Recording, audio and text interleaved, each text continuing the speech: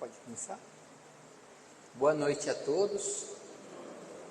É uma alegria estarmos aqui nesta casa novamente, depois de alguns anos de ausência, devido à pandemia.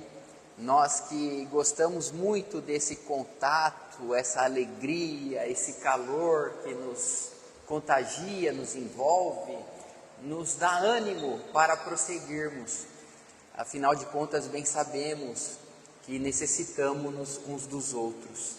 Nós ficamos felizes, viu, Valderez, quando as pessoas, a gente chega nas casas e as pessoas falam assim: ai, que bom que você voltou.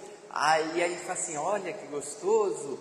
E é um motivo de vigilância muito grande, porque não deixa de ser uma massagem para o ego, né? Então a gente tem que tomar um cuidado muito grande quando alguém fala assim: ai, que bom que você voltou, né?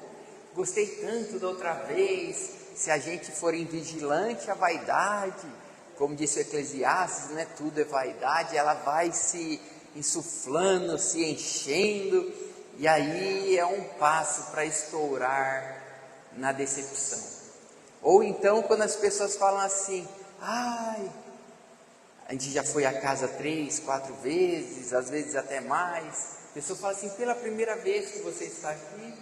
E para nós então aquilo é um bálsamo para o orgulho, né? Porque vai fazer com que você se sinta assim um tanto quanto desimportante. Não que sejamos importantes, e ao mesmo tempo somos, para Deus, nosso Pai, nossos familiares e tantos outros, mas a gente fica assim: puxa vida, né?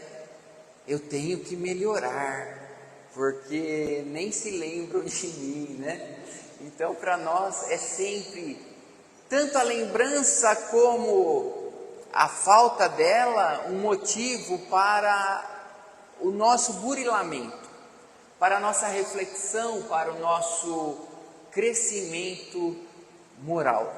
Afinal de contas, sabemos, nós que estudamos sobre as leis divinas, dentre elas a nossa origem, a nossa evolução, o progresso que se faz necessário em nossa existência, o autoconhecimento, dentro da escola divina da multiplicidade de mundos habitados, de moradas. Nós que sabemos que aqui é um mundo em que nós lutamos, ou pelo menos deveríamos lutar, contra o egoísmo e seu filho dileto, o orgulho.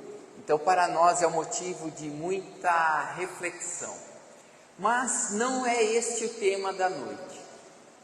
Nós que adoramos a promessa do Cristo, de que Ele mandaria um outro Consolador, o Paráclito prometido, ou em grego, o Paracleto prometido, ou Paráclitos prometido, o advogado que viria para nos lembrar sobre os ensinamentos de Jesus, e mais do que isso, disse-nos o Mestre, para nos iniciar em ensinamentos que Ele, Jesus, não pôde nos legar naquele momento.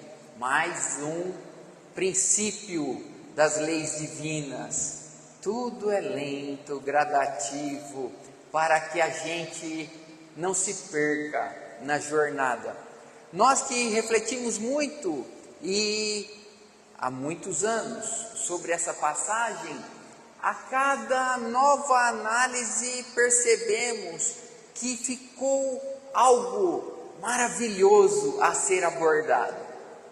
Uma informação que dantes não nos tocou tanto, ou então que não conseguimos vincular, associar à promessa do Cristo. Aí nós podemos nos perguntar, né? O Cristo nos prometeu que mandaria um outro, ou seja, um outro a nos mostrar que já veio já veio alguém, um advogado, um consolador, alguém que intercederia por nós, alguém que nos orientaria, que faria a defesa, nos exortando a sermos melhores, a nos aprimorarmos, a nos melhorarmos. Então já tinha vindo um outro, sim, e ele disse que era ele. Mas interessante notarmos que dentro do contexto que ele afirmou, algo acontecia que continua acontecendo entre nós. A dúvida. Mas será que é ele? Será que veio o outro? Será que de fato estamos recebendo a mensagem de consolo, de esperança, de alegria, de fé?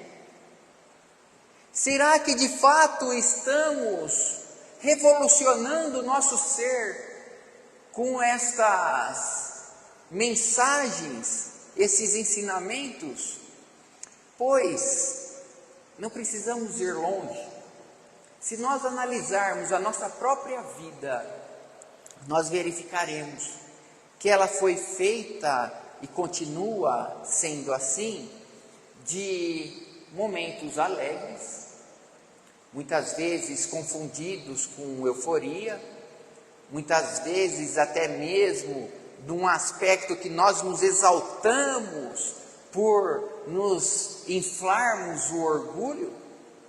Nós sabemos que há momentos assim, há momentos também opostos, momentos de tristeza, momentos de pesar, momentos de agonia, aflição, momentos em que até mesmo passamos por insônias em decorrência das nossas frustrações, decepções, situações mal compreendidas e tantas outras situações mais.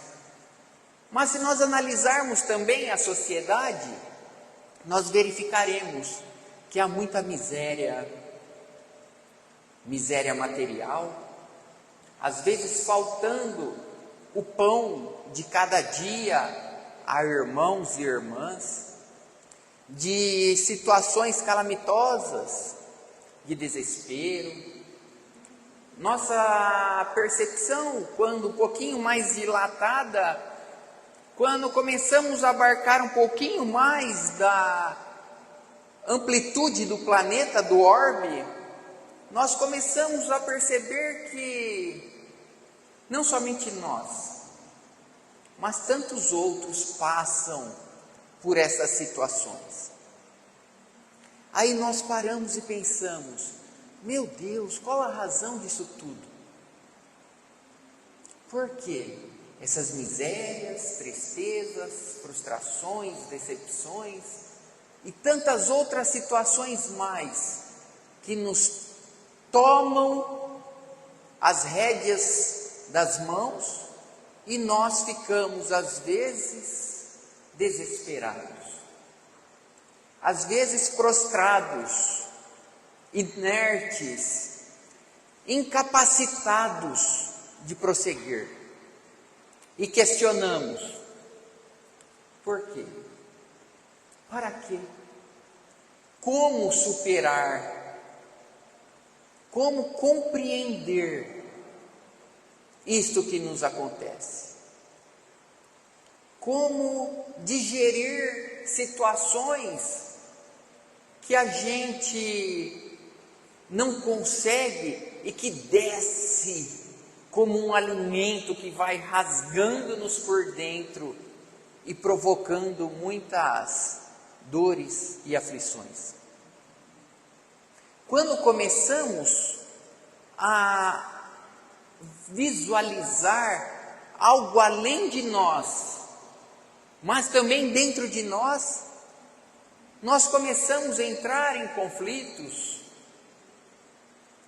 em dúvidas, colocar em xeque as nossas crenças, Quando infantilmente analisamos os templos religiosos, nós acreditamos que simplesmente pelo fato de ali adentrar, como num passe de mágica, tudo vai se solucionar, olvidando que nós somos os artífices, os construtores, os engenheiros do nosso destino. Aí nós começamos a procurar. Aí de repente vem alguém e nos diz assim: olha lá fulano, é ele que vai nos salvar. Olha lá, temos que ir ao encontro. E se deixarmos a infantilidade nos tomar a consciência, nós nos perderemos até mesmo em esperanças de alguém que virá resolver os nossos problemas. Ainda agora conversávamos com a nossa irmã Valderez e ela: Vinícius, você ficou sabendo que fulano anunciou que determinada pessoa seria a encarnação, ou melhor dizendo, a reencarnação de Emmanuel? Fiquei pensando: não, desculpe-me, mas eu não tenho rede social. Talvez por isso até que somos às vezes esquecidos, né? O que é bom para nós, porque assim a gente fala assim: pô, ninguém me chama, né? Faz um tempinho que eu não vou até aquela casa. E a gente fala assim: mas por que é importante ir? Por que é importante sair anunciando? Porque se for para fazermos isso, o Cristo nos levará, como tem nos levado a dezenas e dezenas de cidades. Não que sejamos importantes, mas porque Ele sabe que as pessoas que se dispõem a estudar, pelo menos, a se aprimorar intelectualmente apenas, são poucas. Basta analisarmos os grupos de estudos das casas espíritas. Menor ainda é o número daqueles que se dispõem a operar em si a transformação moral. E por isso ficamos, às vezes, um tanto quanto entristecidos quando alguém nos pergunta, né? Mas será que é Beltrano, fulano? E a gente fica assim: puxa vida. Mas essa dúvida não é nova. E o que nos tranquiliza a consciência é que o maior de todos após Jesus, segundo palavras do próprio Mestre, também duvidou, também titubeou, também indagou por aguardar a transformação da humanidade, ou, se preferirmos a linguagem poética de o Evangelho, a fundação do reino de Deus na terra, por aguardar que isso se operasse do dia para a noite. Sim, ele era o precursor. Ele havia recebido a missão divina de vir anunciando que havia necessidade de nós nos arrependermos, pois era chegado até nós o reino dos céus. Que a promessa havia de ser cumprida e já estava sendo cumprida. Por isso que ele, como a voz que clamava do deserto, veio antes para endireitar as veredas por onde passaria o Messias. Ou, se preferir em grego, o Cristo. João Batista, como dissemos, que foi dito pelo próprio Cristo, seria dos nascidos de mulher, o maior de todos, também fraquejou. Também teve um momento de oscilação na sua fé. Pois ele era o maior de todos daqueles nascidos de mulher, como disse o Cristo no capítulo 11 do Evangelho segundo Mateus. Mas que mesmo ele, sendo o maior de todos nós, era bem menor do que os últimos dos anjos do reino dos céus. O que nos faz exercitarmos-nos mentalmente para tentarmos de forma pálida, de forma pequena, mesquinha, imaginar: meu Deus, se João Batista, o profeta João Batista, no reino dos céus ele seria o menor de todos, e para nós ele é grandioso. Como é o reino dos céus? Só tem um jeito de saber: indo para lá. Mas isso demanda uma jornada muito grande a ser percorrida. E mesmo sendo precursor, quando aprisionado, ele ouviu falar que o seu primo, Jesus, havia iniciado a sua atividade pública.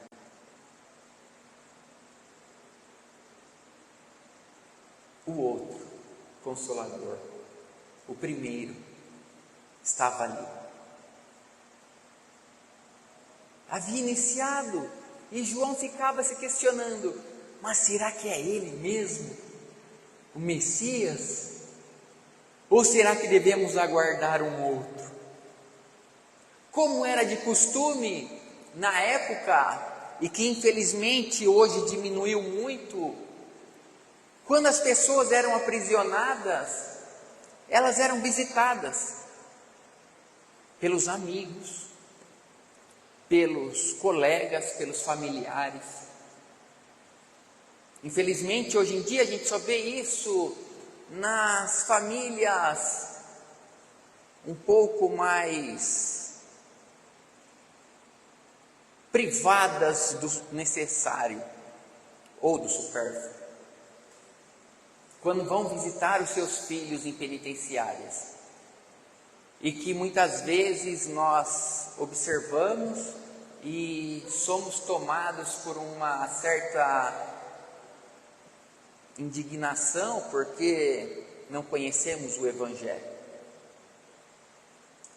Mas João Batista foi visitado pelos seus discípulos, e ele, naquelas dúvidas que estavam crescendo, se tornando atrozes, perguntou aos discípulos, pediu aos discípulos, melhor dizendo, que fossem perguntar a Jesus se era mesmo ele o Messias ou se deveríamos aguardar um outro. E por que tem tudo a ver com consolo esta passagem? Porque quando estamos passando por dores e aflições, nós duvidamos, nós interpelamos a Deus: Senhor, esquecestes de mim? Onde estás que percebes, ou será que não percebes que eu estou passando por uma situação aflitiva, do meu ponto de vista injusta, e tu não fazes nada? Não vês que nem dormir consigo, e de repente, e vem a dúvida. Sofri um revés na vida financeira, ou talvez um revés sentimental. A pessoa que eu amo, ou acreditava que amava, me deixou. Ou então um amigo que eu reputava fiel me traiu e tantas outras situações mais. E nós nos questionamos: onde estás, Senhor? Esquecestes de mim?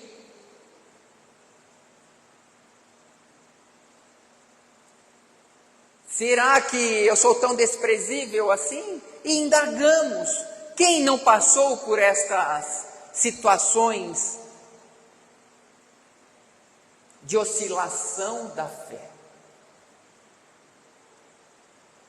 Quem nunca passou?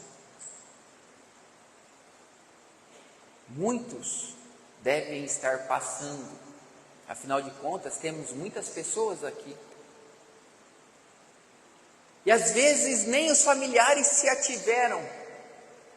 E nós nos questionamos: até Deus esqueceu de mim. E por quê? Porque nós nos esquecemos dos profetas.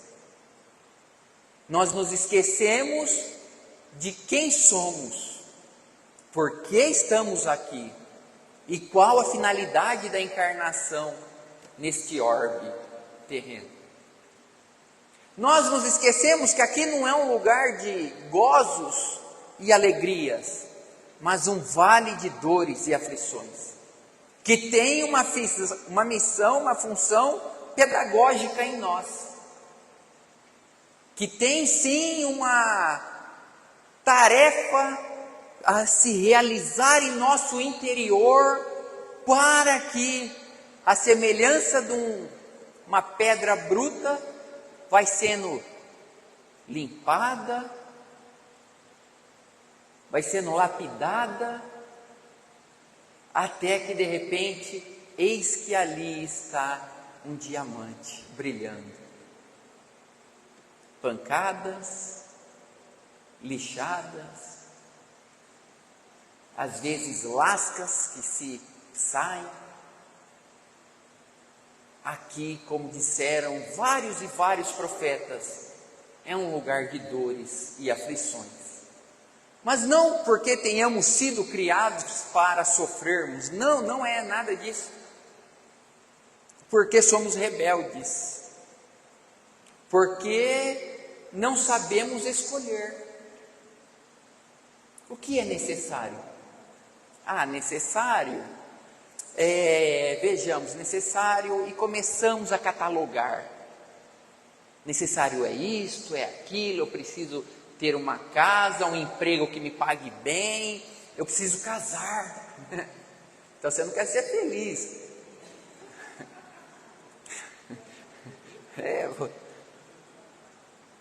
Não, mas quando eu me formar eu vou ser feliz. Quando arrumar um emprego, passar num concurso público, quando eu tiver uma casa, um carro bacana, da hora, quando eu tiver, quando, e vamos criando necessidades fictícias, ilusórias. E quem é o responsável pelas frustrações e decepções que nos visitam? Senão nós mesmos, pelas nossas escolhas. Quantos escolhem uma companheira, não com olhos do espírito, mas com os olhos da carne? Não, porque ela tem que ter 1,70 m, tem que ter um quadril, um busto, e um cabelo, e um olho, e tem que ser... E começa a descrever o que a sociedade implanta em nossa mente. E nos deixamos seduzir. Mas aqueles que têm a mente desperta, a semelhança de João, esperam o quê? Que todos sejam felizes.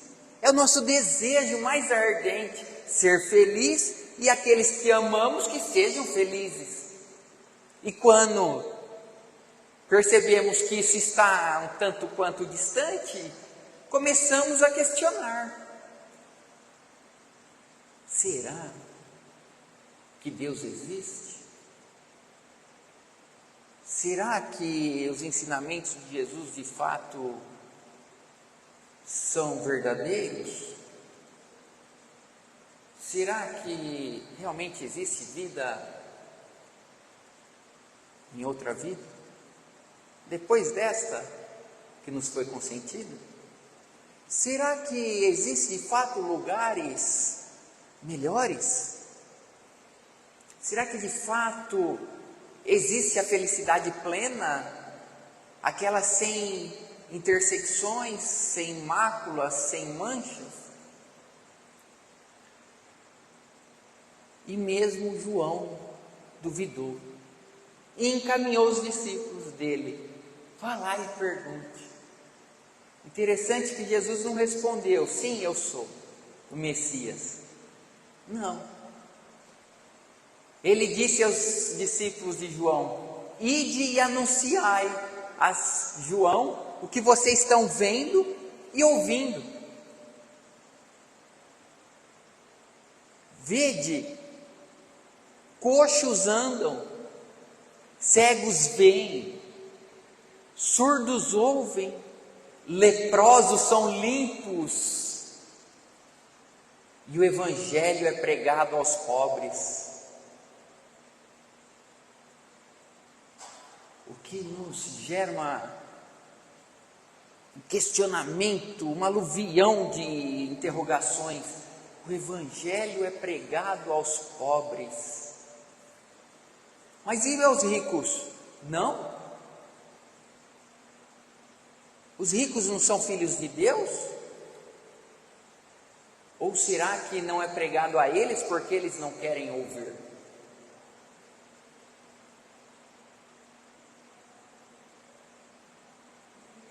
Se viesse um palestrante aqui, só falar coisas bonitas, belas, e outro, sendo um pouco mais firme, vocês escolheriam quem? O que vem aqui ficar cantarolando, que é importante, ficamos emocionados com o coral. Quase nos deixamos levar, viu, Valdeirês? Ela disse assim: agora é para o Vinícius, 3 músicas. Eu falei assim: meu Deus, controla a vaidade.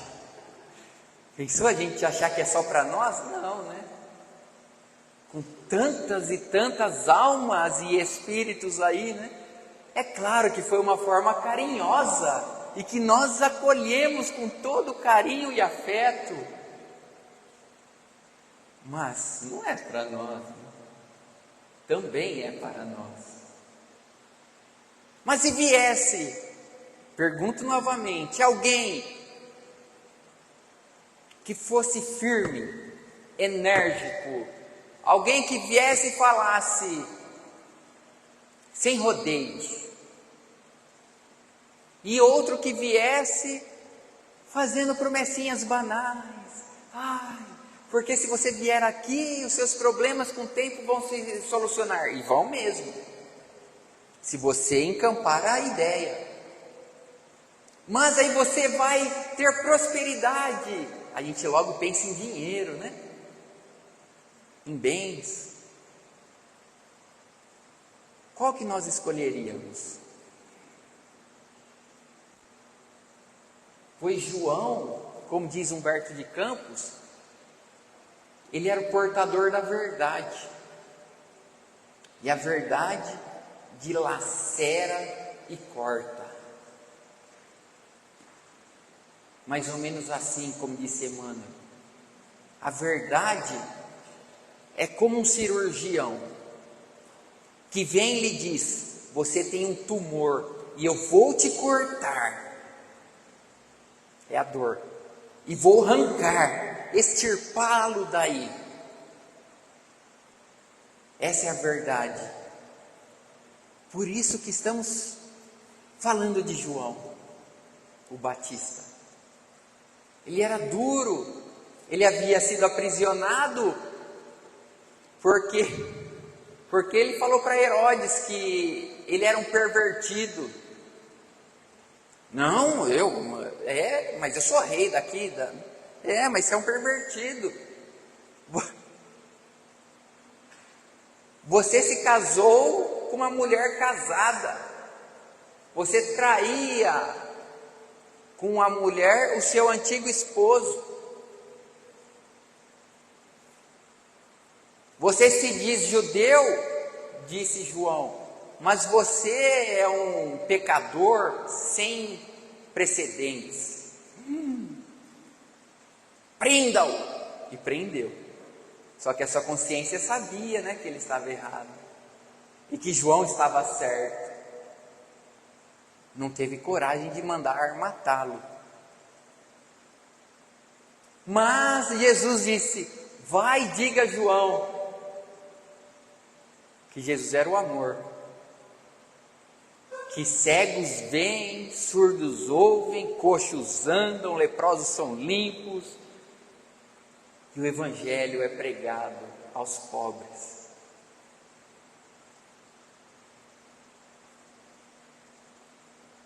Jesus passa realizando aquilo que chamamos de milagres, prodígios. Já pensou? Você com lepra, o corpo cheio de pústulas, orelha caindo, nariz, dedo, tomando todo cuidado para não tocar em nada, que senão cai. Aí vem o Cristo, te dá um abraço, ou posta as mãos sobre você, e tudo se regenera, tudo volta à vitalidade. Que maravilha! Você cego, talvez tenha nascido cego, como no capítulo 9 do Evangelho de João, quando João retrata a cura do cego de nascença. Ou você que se tornou cego por algum problema que acometeu sua visão ou seu cérebro. Você surdo. Imaginemos cego, não podendo contemplar a beleza das cores, os matizes variados de azuis, de verdes, de amarelo, laranja. Ainda vindo na estrada, o sol ia se pondo, e minha mãe falava: olha, filho, parece que daquela árvore lá distante está saindo um raio de luz azul que cruzava o céu e cortava o pôr do sol, que geralmente é um amarelo, alaranjado, avermelhado. Eu falei: nossa, mãe, que lindo. Mãe, você reparou a lua? Parece um risquinho. Aí ela: eu vi, filho. E a gente vendo, contemplando as árvores, as flores, as plantas. Imagine você sendo privado de tudo isso, de repente. Ou então você que vem aqui a esta casa bendita e antes da palestra fica se extasiando com esse coral maravilhoso que vai com as suas melodias diversas, adentrando nossa alma e nos tocando. Aí de repente você ouve um pássaro cantando, um filho chamando, alguém clamando, e de repente você é privado disso tudo, se torna surdo. Ou então você que praticava esporte, caminhava, se deslocava, ia de um lugar para o outro, e de repente, ou a paralisia, ou a aleijão, e a prostração numa cama, ou no sofá. Ou tantas outras situações mais que a gente sabe que acontecem. Aí vem alguém e com um simples olhar te cura. Ou melhor, cura teu corpo. Imagine a alegria. Se cego de nascença tomou conhecimento no mundo pela descrição dos outros ou pelo toque dos dedos, mas de uma forma que sequer temos condições de imaginar. Doloroso. Aí vem alguém te cura, que consolo, que alegria. Mas o seu corpo vai perecer. Mais cedo ou mais tarde, ele vai morrer. Agora, transportemos essa ideia para os atributos da alma. Tenho olhos de não ver, ouvidos de não ouvir, pernas de não caminhar, mãos de não pegar, não trabalhar. Mas como assim? Às vezes a gente vê tanta beleza e não valoriza, ouve melodias e não dá o devido valor. Temos mãos para se tornarem ociosas, pernas para ficarem estagnados. No aspecto da alma, é isso que acontece sempre que nós nos deixamos levar pelas ilusões transitórias do mundo material.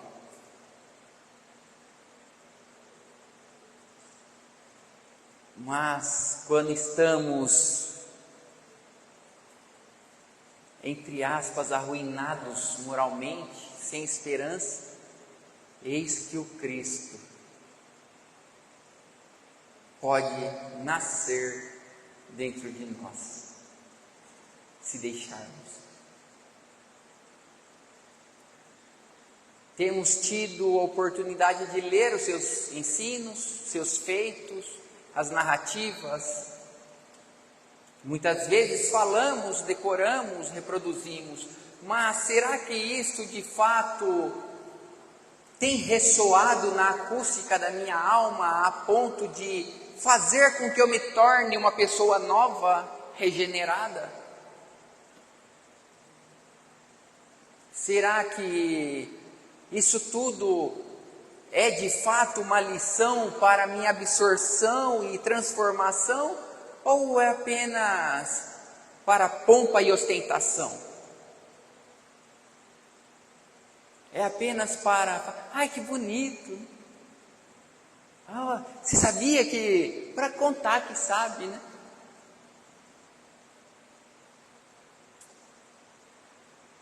Quando Cristo disse que Ele era o Consolador prometido e que depois viria outro, porque a humanidade haveria de necessitar de consolo novamente, Ele fazia uma rogativa.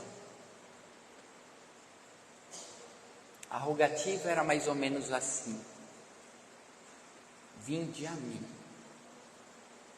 todos vós que estáis aflitos, sobrecarregados, vós que estáis desesperançosos, vinde a mim. Tomai sobre vós do meu jugo e aprendei de mim, que sou manso e humilde de coração, e tereis paz para as vossas almas. Pois comigo, com o Cristo, o fardo é leve e o jugo é suave. Por que o fardo é leve? Porque a gente só vai ter que carregar o que é necessário. A gente não vai ter que criar necessidades fictícias, se preocupar com o supérfluo. Nós nos preocuparemos com os tesouros da alma, que nenhuma traça ou ferrugem consomem, e que nenhum ladrão é capaz de arrombar para roubar. A paz da consciência tranquila, a paz do dever cumprido, a paz do esforço próprio para ser mais consentâneo possível com as leis divinas. fardo é leve. Pois a gente não precisa mais dessas ilusões como fogos fatos que a sociedade tenta fazer brilhar para nos seduzir. Não. Apenas o que é necessário. Não por outra razão, quando interpelado por um pretendente a discípulo, dizendo: mestre, deixa eu te seguir. E ele disse assim: preste atenção, pois as raposas têm tocas, as aves têm ninhos, mas o Filho do Homem não tem onde recostar a cabeça. A nos dizer: você está disposto a abdicar das ilusões do mundo? Você está disposto a valorizar o que tem que ser valorizado apenas? Aí ele vai nos abrindo os olhos, destapando os ouvidos, fazendo com que a gente corra atrás do que é essencial e não desnecessário. Vinde a mim, que comigo o fardo é leve e o jugo é suave, e tereis paz para as vossas almas. Paz. E não essa tranquilidade ilusória que muitas vezes nós achamos que é paz, que é ficar num dia largado no sofá de frente da televisão sem fazer nada. Sim, o corpo necessita de descanso, de repouso para se refazer, é verdade. Mas não é disso que estamos falando, que Jesus fala. A verdade é que, se até mesmo João Batista teve certa dúvida, imaginem os outros. Resultado: foi acusado injustamente, condenado à revelia, abandonado pelos amigos, traído, apedrejado, açoitado. Tentaram lhe humilhar como se fosse possível. Não satisfeito, o penduraram no madeiro, foi crucificado. E ele já sabia que isso tudo ia acontecer. E ele avisou, antes que acontecesse, para nos dizer assim: tenham fé em Deus, crede em mim. Na casa do Pai há muitas moradas. Se assim não fosse, vos teria dito, disse Jesus. Ou seja, não se preocupe com o que os outros estão dizendo, pensando a respeito de você. O que importa é o que você faz e pensa e sente e nutre sob testemunho de Deus. Pois a única testemunha do Cristo foi Deus.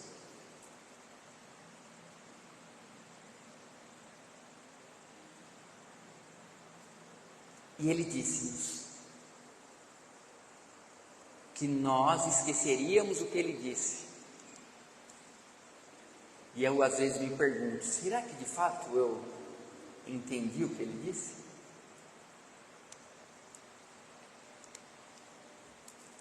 E completou: mas não tem problema.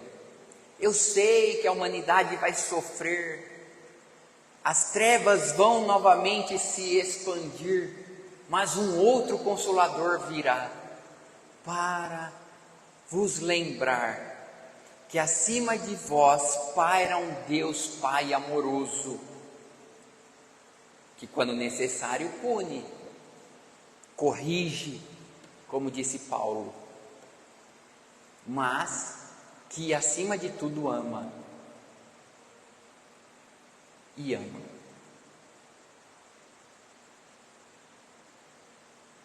Brilhe a vossa luz, disse-nos Jesus, e temos que fazê-la brilhar.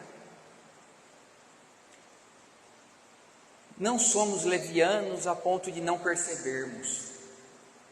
a atmosfera que o planeta está imerso. Fruto de nossos pensamentos, de nossos sentimentos, desequilibrados, perturbados. E não tarda a dor e a aflição a nos visitar. E aí clamamos novamente: Senhor, onde está? Lembra-te de mim. E a resposta não demora a voltar: mas tu tens se lembrado de mim? Aí a gente às vezes quer um milagre. A verdade é que todos que foram curados no corpo pelo Cristo desencarnaram. Os corpos voltaram a adoecer. A grande maioria voltou a se perverter. Mãos para trabalhar que batiam, bocas para louvar que acusavam, xingavam, olhos para contemplar que bisbilhotavam, ouvidos para ouvir que apenas escutavam. E a dor volta a nos tomar. E a dúvida a nos assolar. Aí vem alguém e fala: tem de bom ânimo. E a gente: bom ânimo. Sim, tem de bom ânimo. Jesus venceu o mundo e Ele nos prometeu que nós também somos capazes de vencer o mundo de tentações, o mundo de desafios, o mundo de aflições, o mundo de falta de esperança, fé, o mundo de egoísmo, de atrocidades. Nós somos capazes. E se um dia você estiver passando por dificuldade e não souber o que fazer, lembra-te do conselho dos benfeitores espirituais. Tem um poema que gostamos muito, que diz assim: meu irmão, suas preces mais singelas são ouvidas no espaço ilimitado, mas sei que às vezes choras consternado ao silêncio das forças que interpelas. Volve ao teu templo interno e abandonado, a mais alta de todas as capelas, e as respostas mais simples e belas hão de trazer-te alegre e deslumbrado. Ouve o teu coração em cada prece, Deus responde em ti mesmo e te esclarece, com a força eterna da consolação. Então compreenderás a dor que te domina, na linguagem pura e peregrina da voz de Deus em luz e redenção.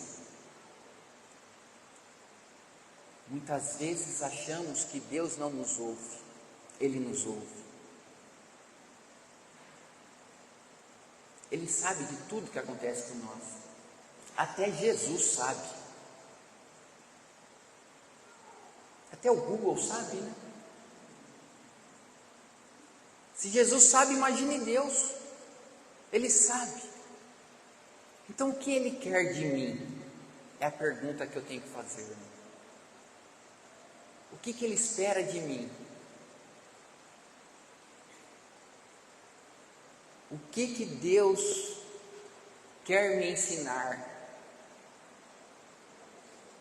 com as mais diversas situações pelas quais passamos, de dores, decepções, frustrações? Será que é saber valorizar o que tem que ser valorizado? A discernir para escolher o que tem que ser provado e aprovado, como disse Paulo aos Filipenses? Será que é para aprendermos que Jesus não é apenas alguém que veio para limpar o mundo do pecado, como infantilmente muitos acreditam. Ele padeceu por nós, então não é a cada um segundo suas obras? Ou é a cada um segundo suas obras, ou ele sofreu por nós. Sim, ele sofreu por nós, mas para nos mostrar o caminho. Será que nós nos esquecemos do que ele nos ensinou? Por isso que repetimos: estás passando por dores e aflições? Tenha fé em Deus, não esmoreça. Volte a levantar os joelhos desconjuntados e a caminhar, as mãos feridas e a trabalhar. Nós somos capazes. Por isso que gostei muito da mensagem recebida, que tem tudo a ver com a mensagem da noite trazida pela nossa reflexão. Todos receberam a mesma mensagem? Confia sempre. Não percas a tua fé entre as sombras do mundo. Ainda que os teus pés estejam sangrando, segue para a frente, erguendo-a por luz celeste acima de ti mesmo. Crê e trabalha. Esforça-te no bem e espera com paciência. Esforça-te no bem e espera com paciência, porque a semente tem que germinar. Jesus veio plantar e ela está germinando em nossos corações. Tudo passa e tudo se renova na terra, mas o que vem do céu permanecerá.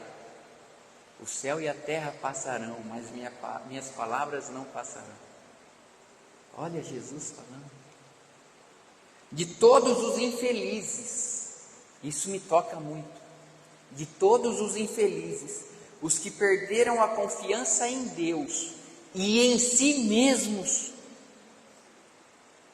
são os mais desditosos, porque o maior infortúnio é sofrer a privação da fé e prosseguir vivendo. Imaginemos, viver sem fé, fé na vida futura, fé no porvir, fé no reencontro com os entes amados que partiram antes de nós na desencarnação, fé de que o sol tornará a brilhar.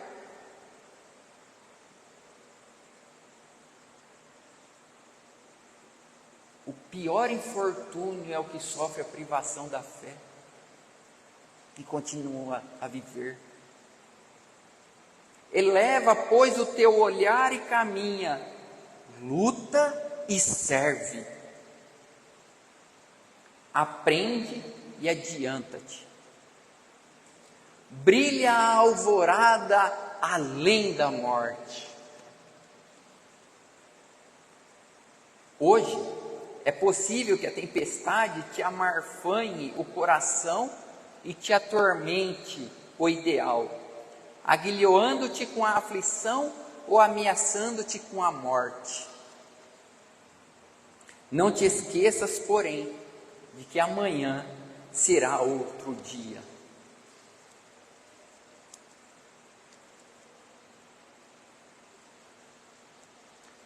Quando tudo for trevas no mundo, eis que um outro Consolador virá para vos ajudar.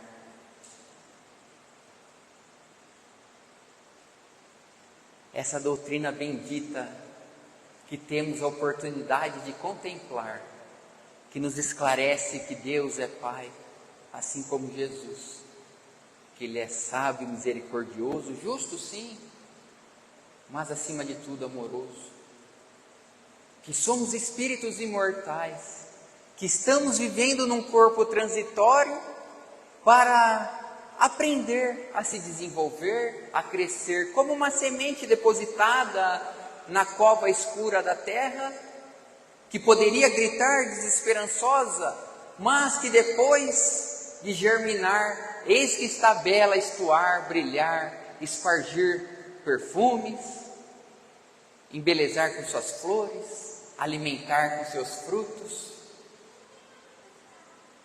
Somos espíritos imortais, nessa jornada, como peregrinos que mergulhamos no corpo dele, saímos, sempre em busca da autoconquista e da paz.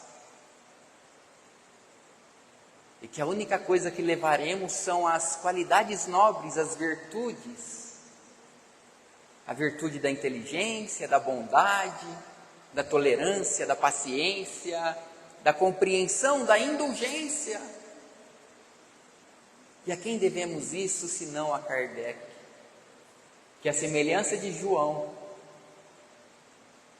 veio nos trazer novamente a mensagem do Cristo. Por isso, gostamos também de um outro poema de Amaral Ornelas, que diz assim: trouxeste, Allan Kardec, a longa noite humana, o Cristo, em nova luz, revivecida aurora, e onde esteja serás, eternidade afora, a verdade sublime em que o mundo se irmana. Que o mundo se irmana. A fé brilha, o bem salva, a estrada se aprimora, e a vida, além da morte, esplende soberana. Escuta, em toda a parte, a alma do povo vibra e canta a relembrar-te, a presença estelar, a serena vitória. Gênio serviste, herói, exterminaste as trevas. Recebas com Jesus, nas bênçãos te elevas, nosso preito de amor nos tributos da história. Nosso muito obrigado a todos que aqui estiveram, que aqui estão, e que Jesus, a semelhança desse sol, possa nos aquecer a alma, fazer brilhar os nossos caminhos, e que Kardec e tantos benfeitores espirituais, a semelhança de estrelas, possam nos servir de norte quando a noite se estabelecer, para lembrarmos que há sempre um novo alvorecer. Obrigado a todos, que Jesus vos abençoe, que vocês tenham muita luz, muita paz nessa jornada e que possamos voltar a cantar, a vibrar, a trabalhar, a servir, pois é para isso que fomos criados. Meu Pai trabalha e eu também trabalho, disse-nos o Cristo. Trabalhemos também. Muito obrigado.